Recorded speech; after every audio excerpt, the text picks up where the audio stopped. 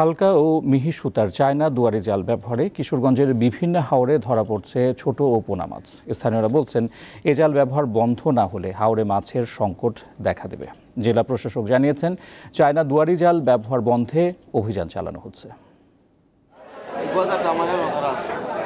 কিশোরগঞ্জের করিমগঞ্জ উপজেলার সুতারপাড়া ইউনিয়নের বলিখালী মাছ বাজার।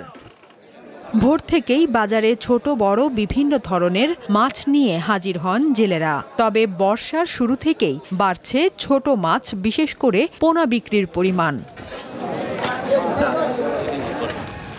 চায়না দুয়ারি জাল ব্যবহার করায় কিশোরগঞ্জের বিভিন্ন হাওরে এসব ছোট ছোট মাছ ধরা পড়ছে। আমরা যে মাছ দেখছি আগে, আজকে 2-3 বছর ধরে এই জালটা আসাতে আমাদের মাছ একটা বিলুপ্তির পথে। এমন ছোট ছোট পোনা যা আছে, রুই কাতল বা এই যে বোয়াল হাইরি, সব পোনাগুলো মেরে নিতেছে। কেন যে মাছটা 1000 টাকা বিক্রি হইতেছে, এখন এই মাছটা 50,000 টাকা বড় হইলে। প্রশাসন পদক্ষেপ নিলে হাওরের মিঠা পানির মাছ রক্ষা হবে। দিন দিন এই জালের ব্যবহার বাড়ায় ধ্বংসের মুখে পড়েছে মাছের উৎপাদন। তাই এই জাল বন্ধে প্রশাসনকে আরো কঠোর হওয়ার দাবি মাছ ব্যবসায়ীদের। একবারে দিন থেকে নিয়ে সব মাছ মারা হয়ে গেছে, সিজনের সময় আমরা মাছ পাই না। সরকারের কাছে আবেদন, চায়না রিং জাল আর শর্ট মেশিনটা বন্ধ করুক, আর কেমিক্যালটা। এ বিষয়ে জেলেদের সচেতন করা হচ্ছে বলে জানিয়েছেন জেলা প্রশাসক।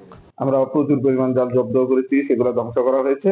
আর এটার যে সোর্স, এখানে বাজার থেকে যে জায়গা থেকে তারা জাল কিনেন, সেখানে আমরা গতবার অভিযান করেছিলাম, এবার আমাদের অভিযান অব্যাহত আছে।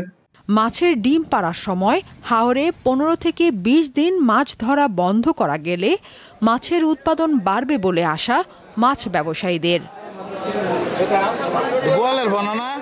সাদিয়া চৌধুরী, দীপ্ত, বার্তা কক্ষ।